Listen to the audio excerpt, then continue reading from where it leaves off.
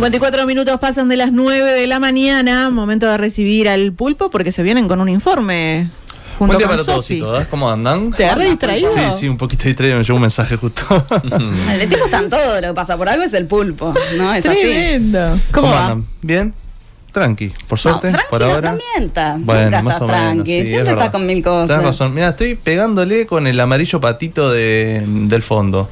Es verdad. Ay, sí. Te va a rezongar, Mica, El fondo quedó como mimetizado. Sí. Estás camaleónico, podemos decir. Es verdad, camaleónico, es verdad. Sí. Es una pantalla verde humana. Es una pantalla verde humana. Soy solo una cabeza ahora, digamos. Bueno, vamos a estar hablando un poquito de esta posible compra que se puede dar por parte de de Grupo Clarín de Argentina, ¿no? Bueno, un conglomerado importante, ¿no? No solo de medios, sino también de otros servicios que da, no solo en Argentina, sino también en otros países de la región. Y bueno, ya comentaban ustedes algo al principio, hay como cierta preocupación también qué es lo que puede llegar a pasar en caso de que se concrete esta compra. Máxime teniendo en cuenta lo que se confirmó el lunes pasado en Argentina, ¿no? Donde la compañía española Telefónica concretó la venta de sus operaciones en ese país a la empresa Telecom, cuyos accionistas justamente son el Grupo Clarín, que tiene un 40% de las acciones, y por otro lado también tienen 40% de las acciones Fintech, que es una de las empresas que maneja el inversor mexicano David Martínez, y que el resto es lo que está cotizando actualmente en la bolsa. Telefónica, bueno, ¿qué es Telefónica? Es más o menos quien dirige hoy en día Movistar aquí en Uruguay, y sostuvo en un comunicado que dio a conocer el diario Perfil de allí de Argentina que la decisión está alineada con su estrategia de reducir gradualmente la exposición a Hispanoamérica. Esto ya pasó, por ejemplo, en Perú, ya pasó en México, ya pasó en Colombia, estas compras que se están dando. Por ende, puede tener también cierto impacto en nuestro país, ya que según informó el semanario Búsqueda de esta semana, el Grupo Clarín ya manifestó cierto interés y ya ha entablado algunas negociaciones incluso para comprar también la filial de Telefónica en nuestro país. Sí, acá lo interesante es, en parte, hay mucho para analizar, pero como decía recién el Pulpo, un 40%, ¿no? de estas acciones de esta compra pertenecen al Grupo Clarín. Ya justamente como Clarín es tan antiguo, ¿no? Nace en 1945, ya no es novedad para nadie lo que es Clarín, pero quizás sí no estamos en el detalle de todo lo que abarca el Grupo Clarín. Y en ese sentido hay un libro muy interesante realmente, el Grupo Clarín, del periódico argentino Conglomerado de Medios Convergentes, que fue escrito por 3 investigadores argentinos, Martín Becerra, Guillermo Mastrini y Ana Bisberge, que es de 2021, y plantean algo que se mantiene hoy, y es que el Grupo Clarín es el único actor en el mercado argentino con una presencia que abarca los segmentos de TV abierta, TV paga, radio, periódicos, revistas, fabricación de papel, conectividad de banda ancha y telecomunicaciones fijas y móviles, con una posición de liderazgo en todos ellos. Claro, le falta ser sanitario nomás, digamos, porque de todos los kioscos que tiene el grupo es tremendo, ¿no? Abarca nada más ni nada menos que lo que tiene que ver con la comunicación, con lo que le llega a la gente, ¿no? De alguna manera, o sea. Bueno, claro, y en ese sentido, repasar, porque muchas veces cuando escuchamos algún medio no sabemos a qué grupo pertenece. Claro. Bueno, esto liderado por Héctor Magnieto hoy incluye, por ejemplo, por supuesto, al diario Clarín, pero también ATN, Radio Mitre, el diario deportivo Le, el canal de televisión abierta El 13 y la señal TIC Sport, además de otros emprendimientos. Pero claro, eso, de repente alguien mira TIC Sport y no está pensando en Grupo Clarín, claro, o Radio Mitre no está pensando en Grupo Clarín, más allá después de ciertas convergencias ideológicas y demás. Estamos hablando de señales trascendentes aparte. Claro. De gran alcance, por eso esto que marcan estos investigadores de ejerce el liderazgo además en cada una de estas áreas en las que trabajan, ¿no? Y lo preocupante que es la concentración de medios. Por supuesto, por supuesto. Este diario, que como decíamos, nace en el 45 con Roberto Noble como propietario. ¿Cómo lo cuentan estos académicos argentinos? Empieza el proceso de expansión en 1970, ¿no? Varios años después. Esto arranca con la creación de la agencia de noticias, Diarios y Noticias, que cerró en 2017, y luego con la alianza con el Estado argentino en plena dictadura argentina, ¿no? Atentos a este dato también, nada menor, ¿no? Cuando arranca la expansión con fuerza. En 1980 es que incorpora la radio y la televisión abierta. Esto es que se incorpora Radio Mitre durante el gobierno de Alfonsín. Y en 1990 amplía este mercado hacia el mercado de televisión paga y prestación de servicios de Internet. Esto, bueno, bajo la presidencia de Menem, entonces se suma Canal 13, como mencionábamos, y canales de televisión del interior. Son medios que normalmente suelen marcar la agenda, nada más y nada menos que Radio Mitre, por ejemplo, que es de las más escuchadas, si no la más escuchada de Argentina. Y que se entiende, claro, por qué en Argentina existe un grupo Clarín y acá todavía no. Bueno, claro, porque estamos hablando de mercados como decías vos, Enzo, como otros países de América Latina, como México, ¿no? Que tienen justamente grandes conglomerados, pero también por la cantidad de población que tienen, de capitales, porque también hay muchos más grandes capitales que los que hay en nuestro país, nacionales. El decir que, bueno, ya en el siglo XXI, se explica en este libro, en este estudio, que el Grupo Clarín consolidó su posición en la entrega de paquetes de servicios de cable e internet, haciendo grandes apuestas en la digitalización de sus señales. Marcan que en 2016 ingresó al mercado de las comunicaciones móviles, primero con la adquisición de Nextel y luego con la mega fusión de Cablevisión, su operador de televisión por cable, y Telecom Argentina. Esto fue una mega fusión, la de Cablevisión y Telecom Argentina. Es en ese momento que los autores hablan de convergencia total, ¿no? Donde se da realmente esta consolidación del Grupo Clarín, donde se transforma también en líder en el mercado de las comunicaciones móviles y en el de conectividad de banda ancha, ¿no? ¿Qué tema la banda ancha? Ahora lo vamos a hablar, ¿no? Y la entrega de Internet, porque acá lo estuvimos hablando bastante cuando se discutió la ley de medios y cuando se dieron nuevas atribuciones, algunos grupos de medios y canales en nuestro país a la banda ancha. Más allá de algunas diferencias, hay algo interesante que marcan estos autores, que es que durante los gobiernos, con la excepción de los 2 periodos en los que estuvo Cristina Fernández de Kirchner, hubo ciertas cercanías justamente del Grupo Clarín, ¿no? Los distintos gobiernos respondieron a las demandas del grupo, dicen estos académicos. ¿Qué pasa durante los 2 gobiernos de Cristina Fernández de Kirchner? Entre otras cosas, se discute justamente la ley de medios en Argentina y sabemos que los grandes grupos no quieren regulaciones, ¿no? Cuestiones que limiten su capital, los inversores que puedan estar involucrados a nivel extranjero, que acorten la capacidad de tener licencias, distintos servicios. Entonces ahí se generó un fuerte enfrentamiento que, sin embargo, después vuelve a alinearse de cierta manera durante el gobierno de Mauricio Macri, ¿no? Y ahora lo que se vive es algo un poco paradójico, que es la fuerte oposición de Milei a que se concrete esta compra por el temor a que se consolide un monopolio, ¿no? Eso es algo que marca. Pero ayer Martín Becerra, uno de estos investigadores que hace este libro, él es investigador principal del CONICET, especialista en medios de comunicación, ¿no? La verdad que es de los que más ha seguido toda esta cuestión, ¿no? Realmente una cabeza en el tema. Estuvo en varias entrevistas, por supuesto, en medios argentinos. En una de ellas, allí en Urbana, con María O'Donnell, se refirió al rol que tienen los contenidos periodísticos del Grupo Clarín a la hora de negociar con los distintos gobiernos. Es interesantísimo lo que él dice, porque él plantea, ahora lo vamos a escuchar en sus propias palabras, pero que en realidad, si no fuera por estos contenidos periodísticos, por cómo se han alineado con distintos gobiernos, por la injerencia que tienen, Grupo Clarín no podría llegar a hacer estas compras. Escuchemos lo que dice Becerra. Hasta fines del siglo XX, las unidades de negocios que mayores ingresos le reportaban al grupo era la creación de contenidos. El diario Clarín, que vendía lo clasificado más de 1 millón de papel. ejemplares los domingos. Claro, sí, lo clasificado. Claro. Solamente los domingos, en 1998, recaudaban más de $1 millón en clasificados, sin contar la venta de publicidad, la venta de ejemplares, y solo del diario Clarín. Entonces, Clarín apostaba y tenía verdaderamente mucha robustez en la creación de contenido periodístico, entre otras cosas porque era un gran negocio. Con el cambio de siglo, el negocio, los mayores ingresos del grupo pasaron a ser la conectividad de hogares, es decir, cablevisión, multicanal, para decirlo. Multicanal, luego se pusieron con cablevisión.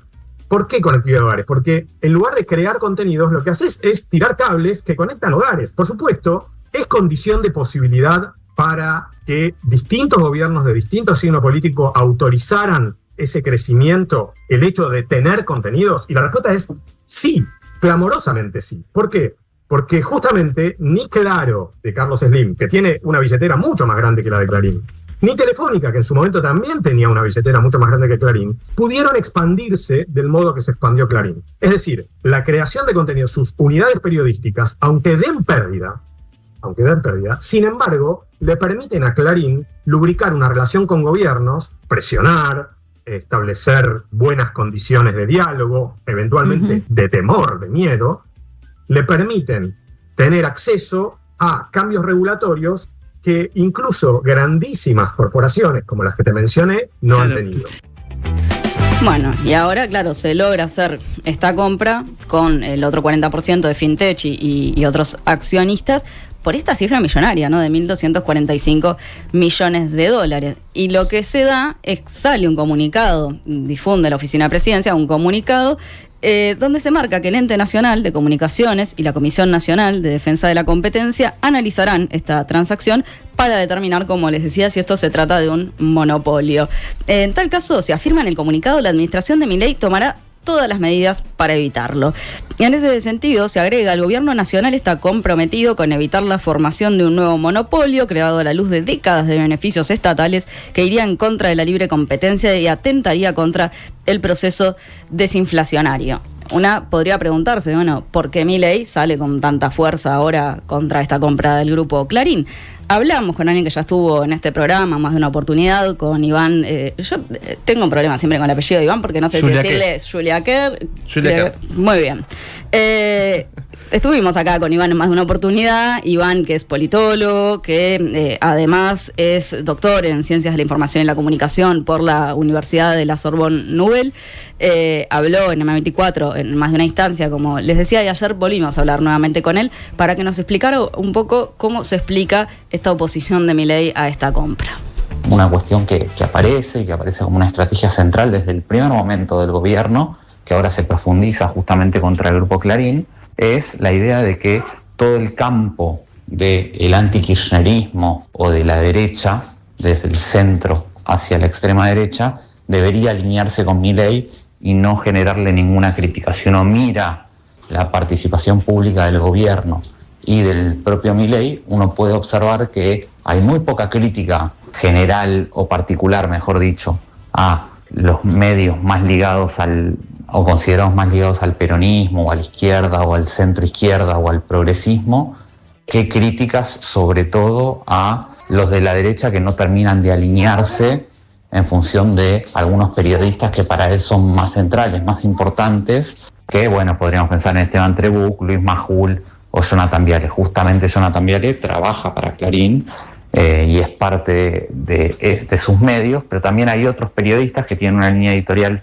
más divergente o más diferente respecto de Milei, y eso a Milei le molesta. El grupo Clarín, Telecom, Telefónica, ese grupo mediático que no tiene paralelo en toda América, el grupo mediático o el grupo comunicacional más concentrado a escala relativa de todo el continente, por lejos, ese grupo mediático no está 100% alineado con Milei quisiera. Bueno, resulta que a Milei, más allá de todas las cosas que pueda decir de ciertos medios, le molesta más que quienes deberían estar alineados se esperaría que estuvieran alineados ideológicamente con él, puedan tener alguna crítica que quienes no se espera que estén alineados y abiertamente le lleven la contra. Hablamos además con Iván de otra cuestión, que es el peligro que esto implica para la democracia, algo que otras voces con las que hablaste también vos, Enzo, han marcado, ¿no? Que se consoliden este tipo de monopolios o grandes conglomerados, y él habla de la diferencia que tiene Argentina con Uruguay, porque nosotros seguimos teniendo la empresa pública ante él. No es el caso de Argentina.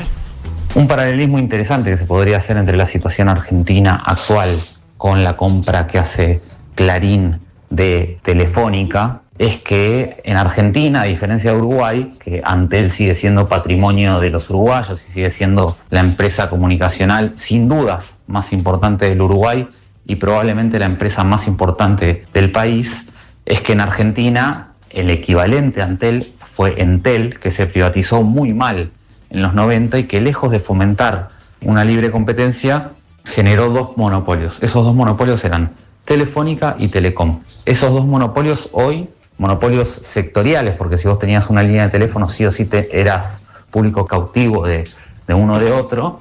Esos dos hoy están unidos en Clarín, que es además el grupo mediático más importante de la Argentina. Entonces, en ese grado de concentración que existe en la Argentina, que a escala relativa no existe en otro lado, también hay un problema para la democracia y probablemente, aunque suene utópico y casi imposible en la Argentina de hoy, una pregunta o una solución para este tipo de concentraciones sería que un recurso estratégico como las comunicaciones, sea la telefonía móvil, la conexión de internet, habría que pensar que deberían volver para un Estado democrático a manos de todos los argentinos, es decir, al Estado argentino. Sí, como decía él, utópico, porque si algo no se va a esperar es que Milei estatice ahora, no los medios, una empresa, ¿no? Que volver a un esquema como el que existía con Entel. Pero esto, lo decíamos, se liga ahora con este peligro entonces de que el Grupo Clarín aumente su incidencia porque ya la tiene en nuestro país. Claro, ya la tiene desde hace un tiempo ya. Bueno, cabe recordar que, por ejemplo, en 2021... ya Telecom, que tiene el 40% de acciones, el Grupo Clarín había evaluado positivamente comprar Movistar acá en Uruguay, con la posibilidad de tener un esquema multiplay en nuestro país. Esto quiere decir, grosso modo, poder ofrecer telefonía móvil, internet y televisión para abonados, todo al mismo tiempo, ¿no? Por lo tanto, ¿cuál es la incidencia que tiene este megagrupo en nuestro país? Bueno, actualmente el Grupo Clarín tiene 8 licencias de televisión para abonados, es decir, el tope máximo permitido ¿por quién? Por esta nueva ley de medios.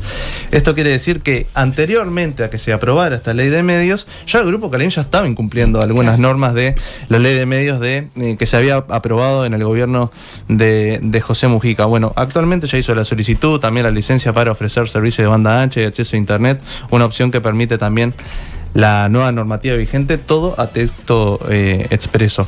Bueno, de acuerdo al último informe de la URSEC, de la Unidad Reguladora de Servicios de Comunicaciones, claro, actualmente Movistar es el segundo en el marco de las tres empresas telefónicas que hay, ¿no? En primer lugar, claramente, Antel con un 62% de los servicios, digamos, que tiene aquí en Uruguay. Un 22% tiene Movistar, es decir, el Grupo Clarín estaría interesado en este 22% importante. Y en tercer lugar va Claro con un 16%. Esto quiere decir que es la segunda empresa con más servicios telefónicos. ¿Qué significaría la compra del Grupo Clarín a Movistar en Uruguay? Bueno, estuvimos conversando con Gustavo Gómez, director de Observacom y ex director de telecomunicaciones también, así que esto decía Gustavo Gómez. Y sería un cimbronazo en el mercado uruguayo porque, a diferencia de Telefónica, que últimamente estaba perdiendo ingresos, clientes y estaba vendiendo sus operaciones en otros países como Centroamérica, Clarín está con ánimo de crecer, de ampliar. Ya tiene presencia regional, no solo en Argentina, y esto le permitiría pegar un salto pasando de un periódico que además después tenía televisión y de hace tiempo telecomunicaciones en Argentina para convertirse en un player regional muy importante, capaz de, por ejemplo, competir con Claro de América Móvil Mexicana en la compra telefónica en Argentina, ni que hablar lo que sería en Uruguay, frente a Claro y también frente a Antel. Un desafío para el mercado uruguayo, con un piso de un 22% del mercado de servicios móviles, que probablemente querrá desarrollar e impulsar a partir de su capacidad de ofrecer un paquete de servicios a sus posibles clientes, sumándole también, por ejemplo, televisión. Esta nueva ley de medios, cuyo decreto de la calle Pou conocimos hace tan solo unos días, prácticamente que le queda, pero pintada, que le calza muy bien a Grupo Clarín. ¿Por qué? una persona física o jurídica, privada o grupo económico no puede ser titular total o parcial de más de 5 licencias en la zona metropolitana y 6 para el resto del país para prestar servicios en cualquiera de las bandas de radiodifusión de AM y FM y de una licencia en televisión. Esto según la ley aprobada el año pasado en el Parlamento. ¿Qué pasa en el caso de la televisión para abonados por cable? Existiera un tope de 8 licencias. O casualidad. O casualidad. Previamente, para radio y televisión abierta, en la ley del gobierno Frente Amplio ponía como límite la posesión de tan solo 3 licencias. Es decir, que se aumenta de 3 a 8, es decir, 5 licencias más. Por lo tanto, esta nueva ley de medios aprobada en el gobierno de Luis Lacalle Pou le vino un traje a medida. Un traje a medida, se podría decir. Sí, Gustavo Gómez lo marcó así, ¿no? Bueno, sabemos de algunas empresas también de aquí, de nuestro país, que también cuentan con una gran concentración. Bueno, el Grupo Magnolio cuenta justamente con 5 emisoras, Del Sol, FM, El Espectador, Azul, FM, Bohemia FM, Radio Disney también. ¿Qué pasa con Grupo Clarín? Tiene 8 licencias, como decíamos, de televisión para abonados en Uruguay, es decir, el tope máximo permitido por la nueva ley de medios.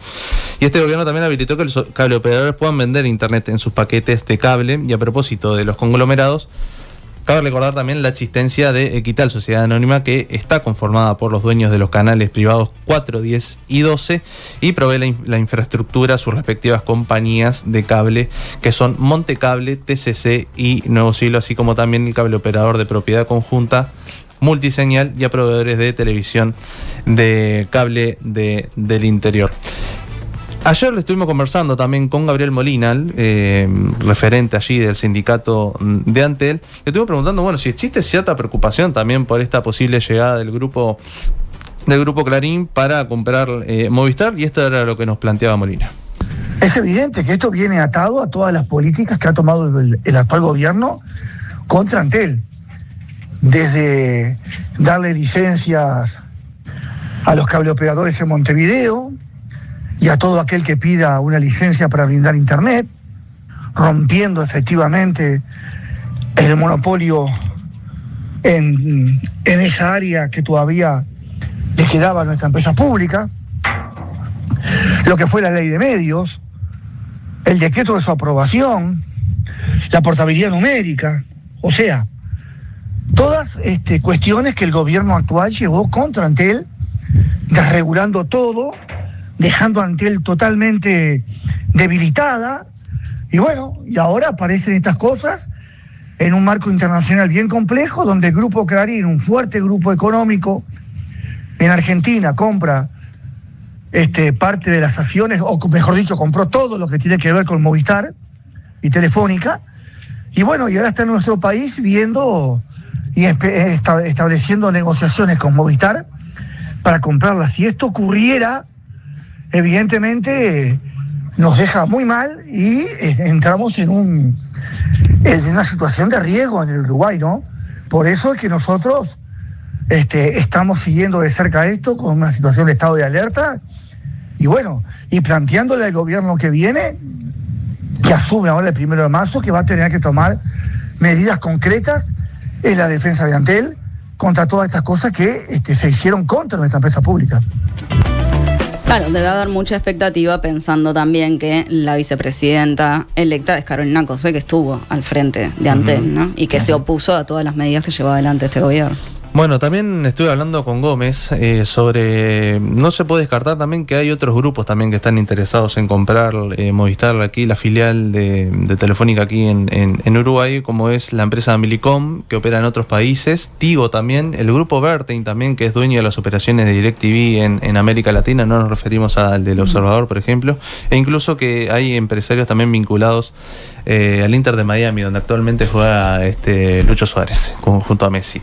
Pero claro, es interesante también, bueno, cómo puede llegar a quedar parada, y es un desafío también para el próximo gobierno, ¿no? Es un tema sensible también para el próximo gobierno. Enzo tenía que cerrar mencionando a Lucho al final. Sí, claro, como siempre. Como corresponde. Lo tenía marcado. Si vamos a hablar de Uruguay, de empresas públicas y de figuras, había que hablar de Lo Lucho tenía que Suárez. subrayar, por favor. Muchísimas gracias, Enzo Pulpo, y muchas gracias, Sofi. A ustedes. En Nada que Perder, hacemos todo por informar.